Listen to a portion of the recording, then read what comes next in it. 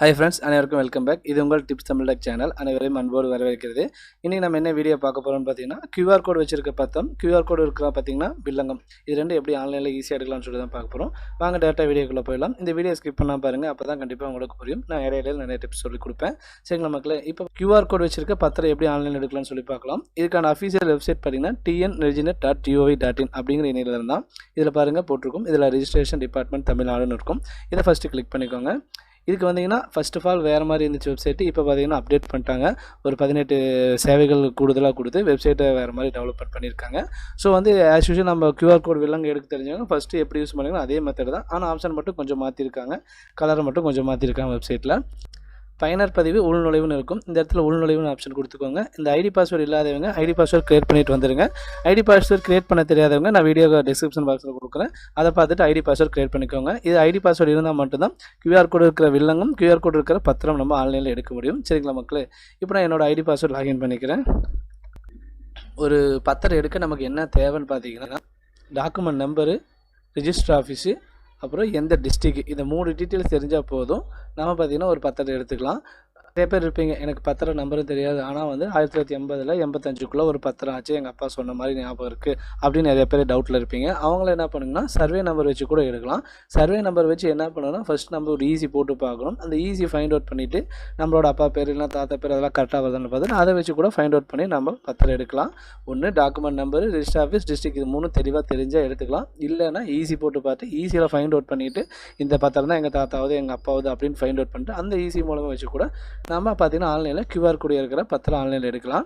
இது 2 ஆப்ஷன். இன்னொரு விஷயம் பார்த்திக்கோங்க, எனக்கு அந்த இடம் இருக்குது, ஒரு டிஸ்ட்ரிக்டில் தான் இருக்குது, ஆனால் அது சர்வே நம்பரும் தெரியாது, பத்திரம் நம்பரும் தெரியாது, ஆனால் நான் இது போனதும் தெரியாது, அந்த இடத்துக்கு நான் போனது கூட இல்லை, ஆனால் எங்கள் அப்பா வாங்கியிருக்காரு அப்படின்னு நிறைய மக்கள் இருப்பீங்க. அவங்க என்ன பண்ணுறீங்கன்னா சர்வே நம்பர் தெரிஞ்சு ஈஸி எடுக்கணும்னு சொல்லியிருக்கேன். ஸோ சர்வே நம்பர் ஆன்லைன் மூலமாக தெரிஞ்சுக்கலாம். அதுக்கான வெப்சைட் பார்த்திங்கன்னா tngis.tn.gov.in அப்படிங்கிற இணையதளத்துக்கு வந்துடுங்க. இந்த இணையதளத்துக்கு வந்தீங்கன்னா ஒரு அஃபீஷியல் வெப்சைட் இப்படி தான் இருக்கும். இப்போ பார்த்தீங்கன்னா இது நான் ஒரு விழுப்புரத்தில் பார்த்தீங்கன்னா எங்கள் அப்பா வந்து ஒரு இடம் வாங்கியிருக்காரு. விழுப்புரத்தில் இந்த ஏரியா பேர் மட்டும் எனக்கு தெரியும். ஸோ நான் எப்படி ஃபைண்ட் அவுட் பண்ணி இந்த இடத்துல லேயர் இருக்குது பார்த்தீங்கன்னா, இந்த ஃபில்டர் ஆப்ஷன் கிளிக் பண்ணிக்கோங்க. First of all district select பண்ணிக்கணும். சரிங்களா, விழுப்புரம் செலக்ட் பண்ணிக்கிறேன். விழுப்புரத்தில் தாலுக்கா பார்த்திங்கன்னா நம்மளது வந்து திண்டிவனம், அது கொடுத்துடலாம். அதில் திண்டிவனத்தில் அது என்ன வில்லேஜ், இந்த வில்லேஜ்லாம் தெரிஞ்சிருந்தால் மட்டும்தான் நமக்கு எடுக்க முடியும். ஆத்தூர்னு கொடுத்தோம்னா அது நிறைய சர்வே நம்பர் வரும். இந்த சர்வே நம்பரில் நீங்கள் போட்டு பார்த்தீங்கன்னா உங்களுக்கு எந்த இடத்துல அந்த வில்லேஜுக்குள்ளே கரெக்டாக வருதா அப்படின்னு நம்ம தெரிஞ்சு ஃபஸ்ட்டு சர்வே நம்பரை ஃபைண்ட் அவுட் பண்ணிடலாம். சர்வே நம்பர் ஃபைண்ட் அவுட் பண்ணிட்டோம்னா இதை வச்சு நம்ம ஈஸி போகலாம். இந்த இடம் தான் சொல்லி நம்ம மேப்பிங் பார்த்தாவே ஓரளவுக்கு தெரிஞ்சிடும், இந்த இடம் தான் அப்படிங்கிற மாதிரி. ஸோ நிறைய பேருக்கு இடம் தெரியும், அந்த சர்வே நம்பர் தெரியாமல் இருக்கிறவங்க இந்த ஆப்ஷன் மூலமாக நீங்கள் எடுத்துக்கலாம். சரிங்களா மக்களே, கிளிக் பண்ணால் அது என்ன சர்வே நம்பர் நமக்கு காட்டும். இது ஒரு ஆப்ஷன். இப்போ வந்து எனக்கு பார்த்தீங்கன்னா டாக்குமெண்ட் நம்பர் தெரியும், ரிஜிஸ்டர் ஆஃபீஸும் தெரியும், வருஷமும் தெரியும். இப்போ நான் வந்து ஒரு பத்திரம் எடுக்கணும் எப்படின்னா நீங்கள் ஆன்லைனில் உங்கள் ஐடி பாஸ்வேர்டு லாகின் பண்ணிவிட்டு வாங்க. லாகின் பண்ணிவிட்டு வந்தீங்கன்னா இந்த இடத்துல பாருங்கள் மின்னணு சேவைகள், அடையாள வில்லை விவரம் பாருதல், பிள்ளைங்க சான்றளிக்கப்பட்ட நகல், நிறைய ஆப்ஷன்ஸ் இருக்கும். லாகின் பண்ணால் மட்டும் தான் இந்த ஆப்ஷன் வரும். இந்த இடத்துல பாருங்கள் சான்றளிக்கப்பட்ட நகல்னு கிளிக் பண்ணிக்கோங்க. இதில் பாருங்கள் பிறப்பிற்கு கீழே பார்த்தீங்கன்னா தேடல் மற்றும் சான்றளிக்கப்பட்ட நகல் விண்ணப்பிக்கன்னு இருக்கும். இங்கே நீங்கள் தமிழ் வச்சுக்கிட்டு ஈஸியாக இருக்கும். ஸோ இங்கிலீஷ் வச்சாலும் ஓகே, இதே ஆப்ஷன் தான். இதில் போனீங்கன்னா லாஸ்ட் ஆப்ஷன் கிளிக் பண்ணிக்கோங்க. கிளிக் பண்ணிட்டீங்கன்னா இந்த மாதிரி பார்த்தீங்கன்னா சொத்து சம்மந்தப்பட்ட ஆவணம்னு கேட்கும். அதே மாதிரி பார்த்தீங்கன்னா முறைப்படியான ஆவணம் டிஃபால்ட்டாக செலக்ட் ஆகிருக்கும். ஸோ நம்ம இதை ஃபில் பண்ண தேவையில்லை. அடுத்த ஆப்ஷன் பார்த்தீங்கன்னா நான் வந்து ஒரு டாக்குமெண்ட் நம்பர் டைப் பண்ணிக்கிறேன். அது பார்த்தீங்கன்னா 1965 ரிஜிஸ்டர் ஆச்சு. ஸோ அந்த டாக்குமெண்ட்டை நான் எடுக்க ட்ரை பண்ணுறேன். அதோட ரிஜிஸ்டர் ஆஃபீஸ் போடுறேன். அடுத்து பார்த்தீங்கன்னா அந்த வருஷம் அது 1965 சொன்னோன்னா 65. சரிங்களா மக்களே, அடுத்து பார்த்தீங்கன்னா டிஃபால்ட்டாக புத்தகம் எண் 1 வருது நம்ம எடுக்க முடியும். ஃபர்ஸ்ட் ஆப்ஷன் பார்த்தீங்கன்னா புத்தகம் 4 எடுக்கிற மாதிரி இருந்துச்சு, ஆனால் இப்போ அதை தூக்கிட்டாங்க. ஸோ வந்து புத்தகம் 1 மட்டும் தான் நம்ம எடுக்க முடியும். அதாவது முறைப்படியாக நம்ம லாகின் பண்ண மட்டும்தான் எடுக்க முடியும். கொடுத்துட்டு இந்த கேப்சா கொடுப்போம். தேடுகன்னு கொடுத்தோம்னா டாக்குமெண்ட் இருந்துச்சுன்னா இந்த இடத்துல டீட்டெயில்ஸ் காட்டும், இல்லைன்னா நமக்கு இந்த இடத்துல காட்டாது. ஆனால் நிறைய பேர் சொல்லுவீங்க எனக்கு வந்து கையில் எழுதி கொடுத்த இடத்துல பார்த்தீங்கன்னா டாக்குமெண்ட் நம்பர் இருக்குது, கையில் ஈஸின்னு சொல்லி கூட அந்த நம்பர் மென்ஷன் பண்ணியிருக்கு, அது ஆன்லைனில் போட்டால் வரமாட்டேங்குது, என்ன பண்ணுறதுனா அதெல்லாம் ஒரு சில காரணத்துக்காக ஆன்லைனில் ஏற்றாமல் இருப்போம். ஸோ வந்து சம்மந்தப்பட்ட ஆஃபீஸில் நேரில் போய் தான் நம்ம அந்த டாக்குமெண்ட் எடுக்கிற மாதிரி இருக்கும். இந்த இடத்துல ஈஸி போட்டு நீங்கள் வந்துச்சுன்னா நீங்கள் 100% எடுத்துக்கலாம். ஒரு சில டாக்குமெண்ட் ஈஸி போட்டுமே வராது. அதாவது பார்த்தீங்கன்னா ஈஸி மீன்ஸ் இந்த வில்லங்க சான்றிதழ் போட்டு பார்ப்பீங்க, வில்லங்க சான்றிதழ் போட்டுமே ஒரு டாக்குமெண்ட் பார்த்தீங்கன்னா வில்லங்க சான்றிதழ் வராது. ஆனால் நம்ம இந்த இடத்துல சொத்து ஆவண இடத்துல வந்து அப்ளிகேஷன் போடும்போது இந்த இடத்துல நமக்கு விசிபிள் ஆகும். ஸோ விசிபிள் ஆச்சுன்னா நம்ம அந்த இடத்துல கூட எடுத்துக்கலாம், ஒன்றும் பிரச்சனை இல்லை, பேமெண்ட் கட்டி எடுத்துக்கலாம். இப்போ நான் வேறு ஒரு டாக்குமெண்ட் போட்டு பார்க்குறேன். கொடுத்துட்டு டாக்குமெண்ட் எந்த வருஷம் ஆச்சோ அதை கொடுத்துக்கலாம். அடுத்து நம்ம கேப்சா கொடுப்போம்.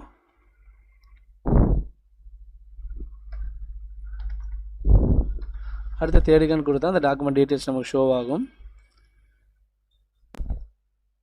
இப்போ பார்த்தீங்கன்னா இந்த டாக்குமெண்ட் டீட்டெயில் ஷோ ஆகுது. இதே இடத்துல பாருங்கள் புத்தகம் அந்த ரெஜிஸ்டர் ஆஃபீஸ் அந்த நம்பர் எல்லாமே காட்டும். இந்த இடத்துல பார்த்தீங்கன்னா பதிவு செய்யப்பட்ட நாள் காட்டும். இது எதுக்குன்னு பார்த்தீங்கன்னா ரீசெண்டாக ஏதாவது வந்து கிரைய நடந்தது இந்த இடத்துல வந்து நம்ம கிராஸ் வெரிஃபிகேஷன் பண்ணிக்கலாம். ஸோ இப்போ இந்த இடத்துல பார்த்தீங்கன்னா எல்லாமே வந்துருச்சு, விற்பனை ஆகணும், கிரை ஆகணும் வந்துருச்சு, ஒருவேளை பாகப்பத்திரமாக இருந்தாலும் வந்துடும். இந்த இடத்துல டீட்டெயில்ஸ் வந்துடும், ஆவண தன்மை வந்துடும். அடுத்து பார்த்தீங்கன்னா இணையவழி விண்ணப்பிக்கன்னு கொடுக்கலாம். இந்த இடத்துல பார்த்தீங்கன்னா பெயர் கேட்கும், மொபைல் நம்பர் கேட்கும். நம்ம தமிழில் தான் இந்த இடத்துல வரும். ஸோ வந்து நீங்கள் என்ன பண்ணீங்கன்னா தமிழில் டைப் பண்ணணும். டைப் தமிழ் ஆப்ஷனுக்கு போயிடுங்க. டைப் தமிழ்னு கொடுத்தீங்கன்னா கூகுள் குரோமில் ஒன்று ஓப்பன் ஆகும். அங்கே போய்ட்டு நீங்கள் தங்கிலீஷில் எழுதினாலும் தமிழில் எழுதினாலும் அங்கே பேர் வந்துடும். அதை காப்பி பண்ணி போட்டுக்கோங்க. வந்துடுச்சு. இப்போ நான் இதை காப்பி பண்ணி அங்கே போட்டுக்கிறேன். அதே மாதிரி மொபைல் நம்பர் சேமிக்க மற்றும் அடுத்த பக்கம்னு கொடுக்குறேன். கொடுத்துட்டு சரி கொடுக்குறேன். சரி கொடுத்தனா இந்த இடத்துல வந்து இன்னொரு இடத்துல டீட்டெயில்ஸ் கேட்கும். இந்த மாதிரி நகல் கட்டணம் எவ்வளோ, அந்த டாக்குமெண்ட் ஃபீஸ் எவ்வளோ அப்படின்னு சொல்லி வரும். இந்த இடத்துல செலுத்திக்க கொடுப்போம். செலுத்த கொடுத்தோம்னா இந்த மாதிரி வந்து ஒரு சில டீட்டெயில்ஸ் கேட்கும். நாடு என்ன, பேர் என்ன, இந்த மாதிரி உங்களோட அட்ரஸ் என்ன இருக்குது. இதெல்லாம் வந்து ஃபில் பண்ணலாம் அவசியம் இல்லை. டேட்டா நம்ம கீழே போயிட்டு சமர்ப்பிக்க கொடுத்துக்கலாம். எதுவும் ஃபில் பண்ண அவசியம் இல்லை. அதே மாதிரி அமௌண்ட் வந்து கவனமாக கட்டணும்னு சொல்லியிருக்காங்க. தப்பாச்சுன்னா ரிட்டர்ன் கிடையாதுன்னு சொல்லியிருக்காங்க. ஸோ கவனமாக கட்டிக்கோங்க. அடுத்து பாருங்கள் இது கொடுத்தோன்னே பிறகு தற்போதுன்னு கேட்கும். பிறகுன்னா நீங்கள் அப்புறமா பேமெண்ட் கட்டிக்கலாம். தற்போதுன்னா இப்போ நான் வந்து பேமெண்ட் கட்டுற ஆப்ஷனுக்கு போயிடும். இப்போ நான் வந்து பார்த்தீங்கன்னா IFHRMS அப்படிங்கிற வெப்சைட்டுக்குள்ளே போகும். நான் சமர்ப்பிக்கன்னு கொடுக்குறேன். கொடுத்தேன்னா இந்த மாதிரி போகும். இந்த இடத்துல வந்து செக் பாக்ஸ் கிளிக் பண்ணிக்கோங்க. சமர்ப்பிக்க கொடுங்க. கொடுத்தீங்கன்னா இந்த மாதிரி பார்த்தீங்கன்னா கம்ப்யூட்டர் ஃபீஸ் இந்த மாதிரி அங்கே காட்டினதெல்லாம் நமக்கு கருவூலம் வெப்சைட்டில் டேரெக்டாக ஃபில் ஆகி நமக்கு பேமெண்ட் கட்டுற மாதிரி ஆப்ஷன் வரும். இந்த இடத்துல ஆன்லைன் மெத்தேடு காட்டும். இதில் பாருங்கள் நிறைய ஆப்ஷன்ஸ் கொடுத்துருப்பாங்க. State Bank, Bank of Baroda, Indian Overseas அந்த மாதிரி. நீங்கள் ஸ்டேட் பேங்க் அதிகமாக கொடுக்காதீங்க, நெட்வொர்க் ப்ராப்ளமாக இருக்குது. ஸோ வந்து நீங்கள் வந்து இந்தியன் ஓவர்சீஸ் இல்லை பேங்க் ஆஃப் பரோடா கொடுத்துருக்காங்க. அது ஈஸியாக இருக்குது. கன்ஃபார்ம் கொடுங்க. கன்ஃபார்ம் கொடுத்துட்டிங்கன்னா உங்களுக்கு அடுத்த ஆப்ஷன் போகும் பேமெண்ட்டு. இந்த இடத்துல பாருங்கள் IOB நெட் பேங்கிங் சார்ஜ் நிலுன்னு போட்டிருக்காங்க. அதை net banking, debit card, UPI ஆப்ஷன்லாம் கீழே இருக்குது. அதை கிளிக் பண்ணிக்கோங்க. கிளிக் பண்ணிவிட்டு பே நவ் கொடுத்தீங்கன்னா உங்களுக்கு இந்த இடத்துல ஒரு QR விசிபிள் ஆகும். அந்த QRல உங்கள் ஜிபே இல்லைனா பேடிஎம் ஏதோ ஒரு ஃபோன்பே மூலம் ஸ்கேன் பண்ணி பேமெண்ட் கட்டிடுங்க. பேமெண்ட் கட்டி ஒரு 2 மினிட் ஒரு 5-6 செகண்ட் வெயிட் பண்ணிங்கன்னா இந்த இடத்துல பேஜ் ரீலோட் ஆகி உங்களுக்கு ஒரு இது டவுன்லோட் ஆகும். சரிங்களா மக்களே? டவுன்லோட் ஆச்சுன்னா அந்த அக்கௌண்ட் டவுன்லோட் பண்ணி வச்சுக்கோங்க. அவ்வளோதான். இந்த வெப்சைட்லேருந்து நமக்கு லாக் அவுட் ஆகிடும். திருப்பி நம்ம லாகின் எப்படி பண்ணணும்னா சேம் அதே வெப்சைட்டுக்குள்ளே போய் தான் லாகின் பண்ணுற மாதிரி இருக்கும். பேமெண்ட் கட்டிட்டிங்கன்னா திருப்பி நீங்கள் வெப்சைட்டுக்குள்ளே போய் லாகின் பண்ணுற மாதிரி தான் இருக்கும். லாகின் பண்ணிக்கோங்க. ஏன்னா ரீலோட் ஆகி நம்ம கருவூலம் வெப்சைட் தான் ஓப்பன் ஆகும். நம்ம பயனாளர் நுழைவு கொடுத்தோன்னா உள்ளே போயிடும். உள்ளே போயிட்டு நம்ம பார்த்தீங்கன்னா WBY உள் நுழைவுன்னு கொடுப்போம். இப்போ இந்த இடத்துல நம்ம கோரிக்கை பட்டியலில் போய் பார்த்தோம்னா பேமெண்ட் பண்ண ஆப்ஷன்ஸ் இங்கே காட்டும். இப்போ எனக்கு பார்த்தீங்கன்னா ஃபெயில்டு வந்துருக்கு, நான் பணம் கட்டலை. உங்களுக்கு வந்து எப்படி வந்து பட்டணுக்காக சொல்லி காட்டுறதுக்கோசரம் போட்டது. இந்த இடத்துல பாருங்கள், இதுக்கு முன்னாடி பணம் கட்டி எடுத்ததெல்லாம் நம்ம வந்துருச்சு. ஒரு 3 days வெயிட் பண்ணிங்கன்னா நீங்கள் ஆன்லைனில் நீங்களே எடுத்துக்கலாம். இப்படி தான் வந்து பேமெண்ட் கட்டணும். ஏதாவது டாக்குமெண்ட் சந்தேகம் இருந்தால் கமெண்ட் பாக்ஸில் கேளுங்க, நான் கண்டிப்பாக சொல்லிக் கொடுக்குறேன். இல்லை இந்த மாதிரி டாக்குமெண்ட் இருக்குது, என் ஐடி மட்டும் இல்லை, நீங்களே எனக்கு பே பண்ணி எடுத்து கொடுக்கணும், கண்டிப்பாக சார்ஜஸ் வாங்கிட்டு நான் உங்களுக்கு பேமெண்ட் பண்ணி உங்களுக்கு டாக்குமெண்ட் எடுத்து கொடுப்போம். 2-3 நாள் வந்துச்சுன்னா உங்களுக்கு QR வச்ச டாக்குமெண்ட்டை எடுத்து கொடுப்போம். அப்படி இல்லை எனக்கு வித்தவுட் QR கோட் வேணுனாலும் அதுக்கு கூட ஆப்ஷன்ஸ் இப்போ போயிட்டு இருக்குது. நம்ம எடுத்துக்கலாம். இன்ஸ்டண்ட்டாக கூட எடுக்கிறதுக்கு ஆப்ஷன்ஸ் இருக்குது. அது ஒரு சில டாக்குமெண்ட் தான் எடுக்க முடியும். ஆனால் இதில் பார்த்தீங்கன்னா QR டாக்குமெண்ட் நம்ம பேங்க்குக்கெலாம் யூஸ் ஆகும். 100% பார்த்தீங்கன்னா QR வச்சது எல்லா பக்கம் யூஸ் ஆகும். ஸோ நீங்கள் இது பண்ணுறது பெட்டர். 3 நாள் வெயிட் பண்ணாலும் நான் இந்த டாக்குமெண்ட்டை எடுத்துகிட்டு போயிடலாம். சரிங்களா மக்களே? இப்படி தான் பண்ணணும். இதில் தான் கண்டிப்பாக சந்தேகம் தான் கமெண்ட் பாக்ஸில் கேளுங்க. அடுத்த ஆப்ஷன் என்ன சொன்னேன், QR வச்ச வில்லங்க எப்படி அப்ளிகேஷன் போடணும்னா இந்த இடத்துல பாருங்கள் வில்லங்க சான்றிதழ் இருக்குது. இந்த ஆப்ஷன் நம்ம லாகின் பண்ணலைன்னா வெளியே ஒரு ஆப்ஷன்ஸ் இருக்கும். இந்த இடத்துல பாருங்கள் வில்லங்க சான்று பார்வையிடுதல் இருக்குதா, இந்த ஆப்ஷன் வெளியே இருக்கும். இப்போ நான் வந்து QR வச்ச வில்லங்க சான்று பேங்க்கில் கேட்குறாங்க, ஒரு 50 வருஷத்துக்கு கேட்குறாங்க, 87லேருந்து கேட்குறாங்கன்னா இதில் வந்துடுங்க. லாகின் பண்ணி உள்ளே வந்தீங்கன்னா தேடல் மற்றும் வில்லங்க சான்றுன்னு இருக்கும். அதை கிளிக் பண்ணுங்கள். இந்த இடத்துல பாருங்கள் மண்டலம், மாவட்டம், சார்பதிவாளர் அலுவலகம்னு இருக்கும். ஸோ வந்து உங்களோட மண்டலம் என்னென்னு ஃபஸ்ட்டு தெரிஞ்சிருக்கணும். அடுத்து மாவட்டம் என்னென்னு தெரிஞ்சிருக்கணும். அடுத்து சார்பதிவாளர் என்னென்னு தெரிஞ்சிருக்கணும். அதெல்லாம் வந்து பார்த்திங்கன்னா உங்களோட பத்திரத்தில் ஃபஸ்ட் பேஜில் உங்களுக்கு பின்னாடி சீல் வச்சு கொடுத்துருப்பாங்க. அப்படின்னா சொத்து விவரம் எடுத்து பார்த்தீங்கன்னா உங்களுக்கு தெரியும் எந்தெந்த இடத்துல இருக்குது என்ன இதுதான் அப்படிங்கிறது நமக்கு தெரிஞ்சிடும். கொடுத்துட்டு இப்போ நான் ஒரு 80லேருந்து போடுறேன் பாருங்கள். ஈஸி போட்டுட்டு இன்றைக்கி ஒரு நாளைக்கு முன்னாடி தான் நம்ம போட முடியும். இன்றைக்கி தேதி 26 நேற்று வரைக்கும் கிளிக் பண்ணிவிட்டு என்ன கிராமம் வருதுன்னு கொடுத்துருங்க. சர்வே நம்பர் கரெக்டாக கொடுத்துக்கோங்க. சரிங்களா? சர்வே நம்பர் கொடுத்துட்டு அந்த உட்பிரிவு எண் இருந்தால் கொடுங்க. இந்த சர்வே எண், காசா எண், புல எண், கா எண் இது எல்லாமே ஒரே இதை கொண்டது தான். பேர் தான் மாற்றி மாற்றி வந்துட்டுருக்கு. ஸோ வந்து கவனமாக புல எண்ணுன்னு இருக்குது, இதில் காசா எண்ணுன்னு இருக்குது, கா எண்ணுன்னு இருக்குது, என்ன பண்ணுறதுன்னு யோசிச்சுட்டு இருக்காதீங்க. எல்லாத்துக்கும் ஒரே பேர் தான். அதுக்கப்புறம் இந்த இடத்துல மனையன் இருக்குன்னு இந்த ஆப்ஷன் எதுக்கு கேட்டிருக்காங்கன்னா, இப்போ நான் 61/2ன்னு கொடுத்துருக்கேன். இப்போ மனையன் கொடுத்தேன்னா 61ல் எந்த மனையன் அந்த மனையனுக்கு மட்டும் நமக்கு தேவையான டீட்டெயில்ஸ் எடுத்து கொடுக்கும். சரிங்களா மக்களே, கொடுத்துக்கலாம். அதே மாதிரி அடுக்குமாடி குடியிருப்பில் இருந்தால் அதோட என்ன நம்பரோ அந்த நம்பர் கொடுத்துட்டு சேர்க்க கொடுத்துருங்க. அடுத்து கதவு, வார்டு, பிளாக் இதெல்லாம் வந்து நம்ம கொடுக்க தேவையில்லை. இந்த கிழக்கு, இலக்கு அந்த எதுவுமே தேவையில்லை. சரி, இந்த இடத்துல பண்ணி மொத்த விஸ்தீர்ணம் மட்டும் கேட்கும். உரிமை மாற்றப்பட்ட விஸ்தீர்ணம். இப்போ இந்த டாக்குமெண்ட் எவ்வளோ சதுர அடின்னு கேட்டிருப்பாங்க. ஒரு 2 சென்ட் 3 சென்ட் அதில் சதுர அடி போட்டிருப்பாங்க. அதை மட்டும் போட்டுக்கோங்க. ஏன்னா இந்த இடத்துல வந்து நமக்கு ஸ்டார் கேட்டிருக்காங்க. இல்லை எனக்கு அது தெரியலன்னா ஒன்றும் பிரச்சனை 1ன்னு போட்டுக்கோங்க. சரிங்களா.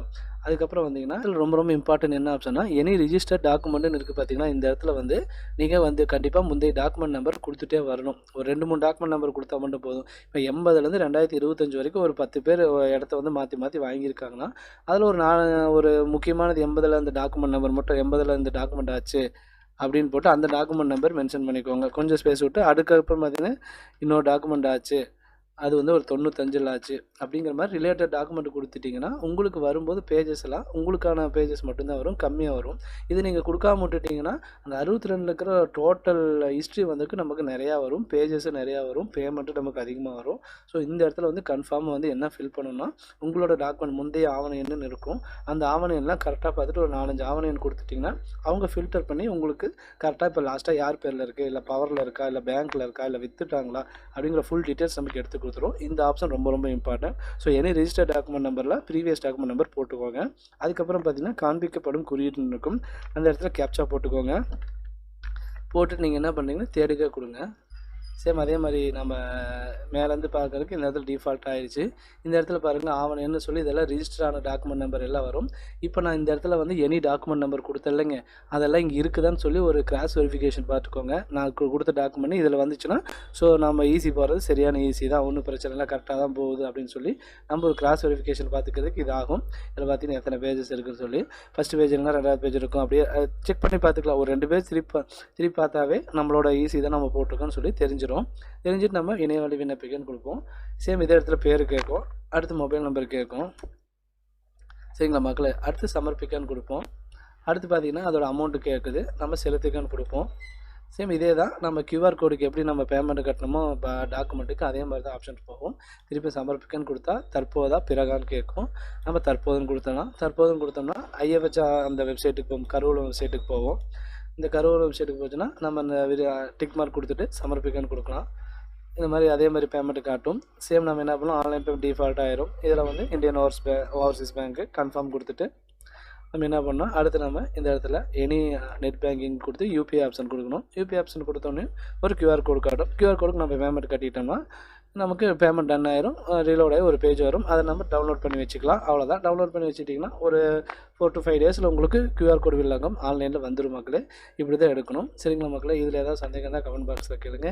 ஈஸியான முறைப்படியில் உங்களுக்கு ஓரளவு சொல்லி கொடுத்துட்டேன், கண்டிப்பாக புரியும்னு நினைக்கிறேன். இந்த புது வெப்சைட்டும் மலை வெப்சைட்டும் சேம் ஒன்று தான், கலர் மட்டும்தான் மாறி கொஞ்சம் ஆப்ஷன்ஸ் மாற்றி வச்சுருக்காங்க. இந்த மாதிரி தான் வந்து நம்ம எடுக்கணும். இதில் தான் கண்டிப்பாக சந்தேகம் தான் கமெண்ட் பாக்ஸில் கேளுங்க மக்களே. நான் கண்டிப்பாக சொல்லிக் கொடுக்க ரெடியாக இருக்கேன். உங்களுக்கு என்ன சந்தேகமோ தெளிவாக கேட்டிங்கன்னா நான் தெளிவாக கமெண்ட்லேயே ரிப்ளை பண்ணிடுவேன். இல்லைன்னா நம்ம குரூப்பில் வந்து ஜாயின் பண்ணிக்கோங்க, வாட்ஸ்அப்பில் வந்துடுங்க, வாய்ஸ் மெசேஜாக கூட உங்களோட சந்தேகம் கேளுங்க. இல்லை எனக்கு டாக்குமெண்ட் வேணுனாலும் ஒன்றும் பிரச்சனை இல்லை, டாக்குமெண்ட் டீட்டெயில்ஸ் அனுப்புங்க, நம்ம கண்டிப்பாக எடுத்து கொடுத்துருவோம். சரிங்களா மக்களே.